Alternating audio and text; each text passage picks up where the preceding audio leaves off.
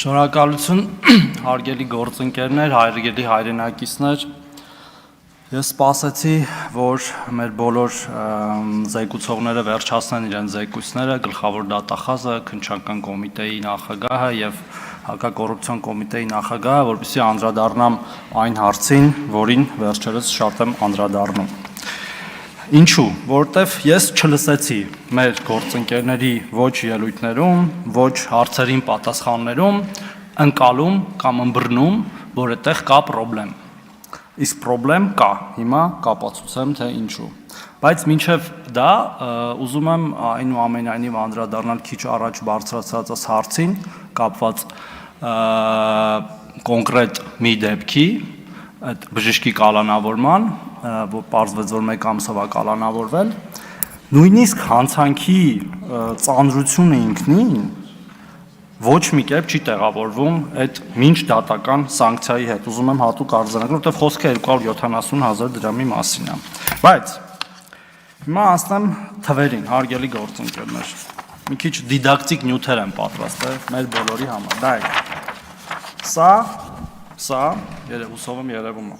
2017 թվականից մինչև 2024 թվականը կորնա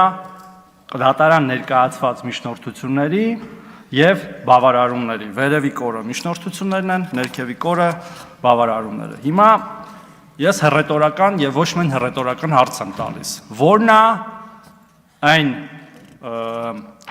առաստաղը, որ այս թիվը կարող է աճել։ Կարող է մի օր հասնի օրինակ 10,000-ի, որտեղ հիմա արդեն հասել է 2282-ի եւ շատ տեմպով աճում է։ Այս հարցին ոչ մեկ չի պատասխանում։ Բայց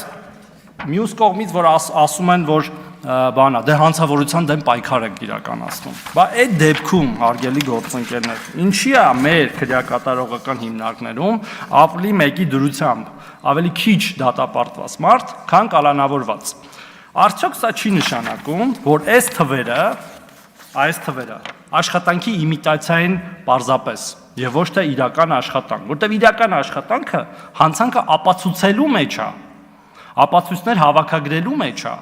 եւ հետո նոր մարդկանց մեղադրանքներ առաջադրելու եւ դատարանում պնդելու այդ մեղադրանքը ու ստանալու մեղադրական դատավճիռներ։ Բայց մենք չենք տեսնում դա։ Ես առաջի անգամ սրա մասին խոսեցի անցյալ տարի դատախազի հաղորդման ժամանակ, հետո կիսամյակային թվեր նայեցի, հետո տարեկան թվեր նայեցի, բայց իրավիճակը չի փոխվում։ Եվ մեր գործընկերները ասում են ամեն ինչ նորմալ է, կամ առնվազն չեն խոսում դրա մասին։ Պարոն Նահապետյան, հիմա ձեր զեկույցի ժամանակ եմ ես ելույթ ունենում, խնդրում եմ անձնապես չընդունել, բայց ես նաև հատուկ հարցի ժամանակ էլ ասացի։ Մենք փոփոխություններ ենք ունեցել երկու կոմիտեների նախագահների եւ ոչ պատահական։ Եթե մենք պետք է նույն գործելավոճով գնանք առաջ եւ ունենանք ելի ավելի շատ կալանավորված անձինք քրեակատարողական հիմնարկներում, իդեպ ես դեռ չեմ նշում մոտ 800 տնային կալանքները, այդ ապրիլի 1-ի դրությամբ եւ վարչական հսկողությունները, եթե պետք է մենք ունենանք նույն վիճակը, կներեք, բայց ես համարում եմ, որ պետք չէ փոխել այդ մեր գործընկերներին, լավ էլ աշխատում էին, էլի, հա, ոչինչ, մեկ ազգային ժողովի բանում դահլիճում մի քիչ տաքանում էին, բայց լավ էլ աշխատում էին։ Ես ակնկալում եմ, նաեւ լինելով համահեղինակ օրենքի, որով որ քննչական կոմիտեի նախագահը, հակակոռուպցիոն կոմիտեի նախագահը գալիս են ազգային ժողով եւ ներկայացնում են զեկույց ու պատասխանում падգամավորների հարցը եւ որպես падգամավոր եւ նաեւ որպես քաղաքացի, այս հարցերը պետք է հասցեագրվեն։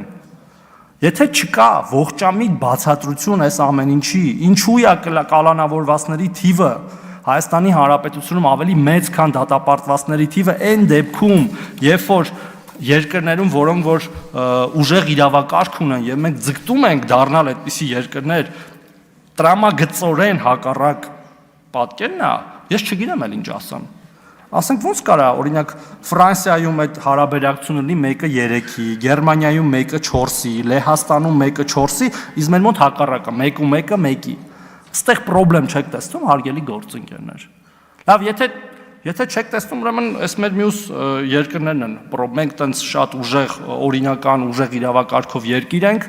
Բոլորին կալանավորում ենք, հետո իհարկե չենք կարող ապացուցենք այդ հանցագործությունները, բայց կարևորը կալանավորում ենք, իսկ մյուսները չէ, մտածում են ոնց ապացույցներ հավաքագրեն, ի սկզբանե նոր գնան սանկցիա կիրառելու, իդեպ սանկցիաներն էլ գիտեք,